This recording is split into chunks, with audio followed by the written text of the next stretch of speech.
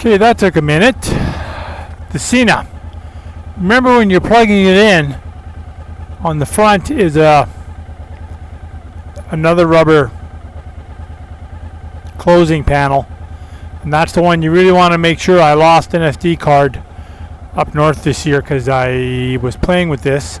I just put it on, and Monica, she must be about this tall because she lives inside of here. Monica said that she was turning my camera off to save power for my speaker system, but I'm riding alone, so I'm just talking to myself and whoever the heck might actually listen to this. So I powered down, but the great thing is about the Cena, of course, you just plug it in, stuff it in here, and you can ride for hours, and it'll be charged when you get stopped. Check for bugs always on the lens, but I haven't been riding lately. I've been really feeling under the weather. It's the last day of September. Beautiful day. I'm going over to the hospital to get my records. I'm applying for my disability pension again. Apparently I wasn't close enough to death last time. You got to be pretty near dead to get any money out of those guys, even though I qualify in every way, except I'm not dead enough. So,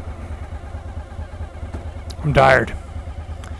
But I'm going to ride. I mean, I put my helmet on. Just putting this old helmet on, you can smell it's an old helmet. It's been on my head for too long.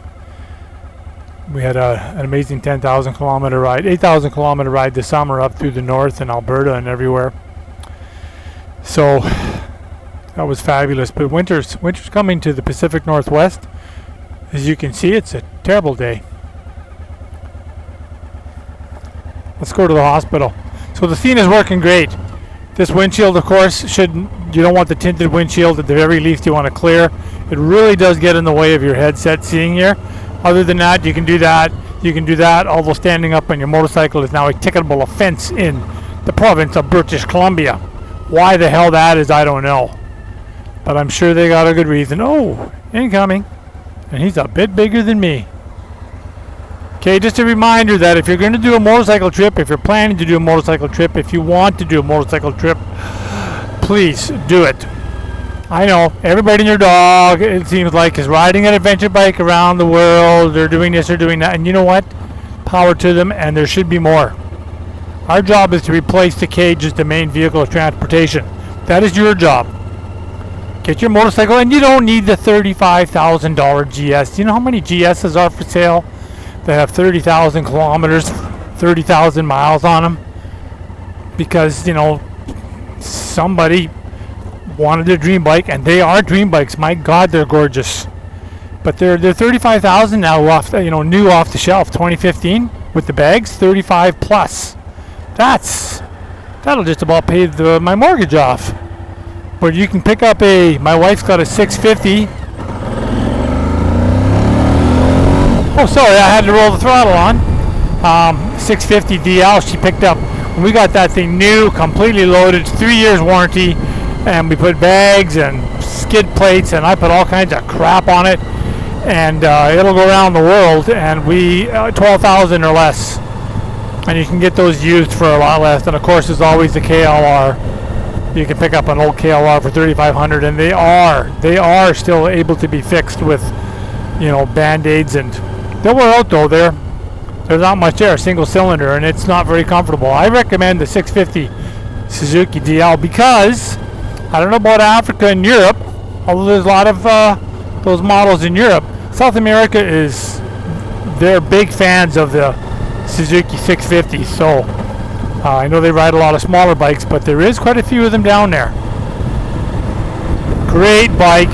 There's not a bike on the market, I think, that size that gets that kind of mileage and that kind of dependability. When I first saw them, I thought it was a bit of a joke riding a 650 around, but my brother and I went to the Dempster. The only other motorcycles we saw in the Dempster besides one or two GSs, I think we saw one, and we saw one DL 650 2012, a retired Marine up at Eagle Plains, and we saw a WR, I think they're called WR 250 Yamahas, in the middle of the Dempster Highway.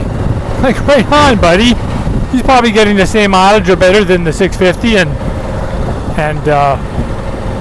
must be a bit of a bitch though. The only problem with something that small is those semis up there, when you do get to the pavement, they're doing 70, 80 miles an hour, and they're 150,000 pounds, some of them. And they haul ass, and they've got the wind of a tsunami. But the 650 was able, with the bags, and my wife's not very heavy, but with her on it, it's well over 600 pounds, maybe even close to 7. And she was able to handle the wind, no problem. Just fabulous. So, I'm just saying, just get out there. This is your year. Get your bike. The Honda, apparently the CB, some type of a CB 500 Honda they have, is apparently more than adequate to handle a bit of a light knobby, because if you're going to go north, then go north. You know, the Dempsters, they now postponed the highway to 2019, the end date, because I know Prudhoe Bay is a big one, but Prudhoe Bay, you are going to suck semi-gravel like you have never seen in your life. My brother talked to a guy up in Hyder this summer, and he said he passed 200 semis in a day. When we went to the Dempster, we passed even the trucks working in a localized 50-kilometer stretch. There were 6 gravel trucks in that 50 to 60-kilometer stretch. We passed a half dozen semis on any particular day. 6, not 200. So you want to ride the Inuvik run. Yeah, Prudhoe Bay is great, and it's beautiful. I want to do it. But I'm not in that much of a hurry, because I drove those things for a lot of years. And on a gravel road, in the dust, in the mud, that guy was telling my brother he got ran off the road twice. He says, and maybe, who knows what his experience level was, but and he was able to get up out of the ditch and pick his bike up and ride on. But he said he was just nervous because these semis were on his ass. And, nice riding, Bill.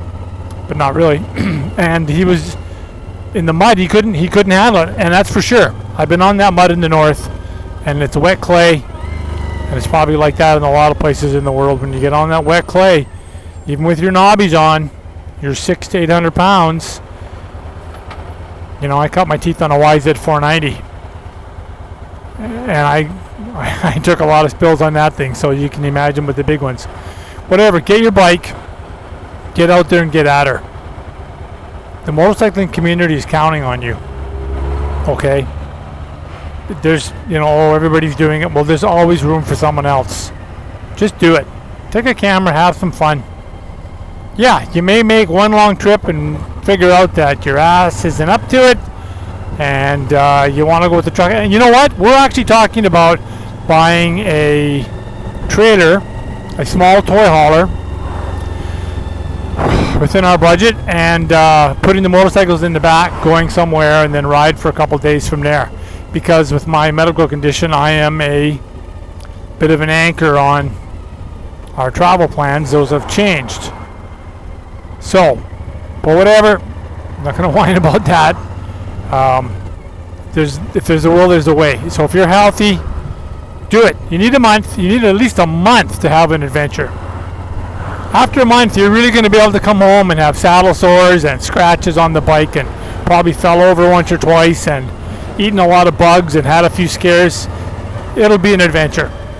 And the more you get away from these big cities, like I'm in the southwestern BC, Vancouver area, when we leave here, the first 2 hours is just it's shitty.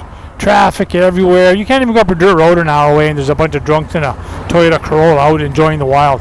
You've got to go a couple hours away. Now, of course, in the northwestern United States, it's still very good. Utah, Colorado, even California, Nevada, there is some great get out there, get lost, leave your bones in the desert kind of riding. So we're really in a great part of the world. We don't have those ISISI or ISOR, whatever they're called, those Syrian freaks running around killing people. I mean, it's just a great... Yeah, we have drunk drivers, but I mean, it's a different caliber of danger over here. It's just, so get out there. You're an ambassador for the sport. Your first 2 or 3 gas stations, you realize that you're on an adventure, because the gas stations are where it's at, where people will be talking to you. You'll meet other bikers, and everybody expresses their dream when you stop at the gas station. Jesus, buddy, but I love to do that. Well, do it. As Nike says, just do it. So that's my call today. Call to arms for those of you that are still on the couch. Just do it. Get yourself an old bike. Get an old 400 DR. Get something. Christ, I talked to a guy last year. He was on 2 years ago. He was on I think like a 1500 Suzuki Cruiser. I don't know what they're called, Boulevard or something. Just had one exhaust. The other exhaust had fallen off somewhere. And he told me, and I couldn't verify this, but he said he did 70,000 kilometers throughout the province of BC, British Columbia, which has generally known to have 1 million miles of dirt roads. And he said he was in water 2 feet deep. He had camped. He had a dog on a trailer. He pulled this big wolfhound on a trailer behind his motorcycle. And he took 3 pictures. I think it was 2 years and he did 70,000 K. He took 3 pictures. Jesus Christ. Don't do that. Take some pictures, man. So I don't know if he did it or not, but he looked pretty ragged. And he said he rode on dirt roads. He rode on mud. He crossed parts of the Skeena River up in Terrace. My God. I mean, he had some stories, so I don't doubt he did the trip. And that was on a 1500 Suzuki Boulevard. So, as I've always said, it's not the size of the engine that is going to get you where you need to go. It's the size of the heart and the rider. So, get out there, man. You're an ambassador of the sport. Show people that they need to get on their motorcycles. It's an economical, fun way to ride. If your wife doesn't ride, get her riding. If your husband doesn't ride, get him riding. Just get out there.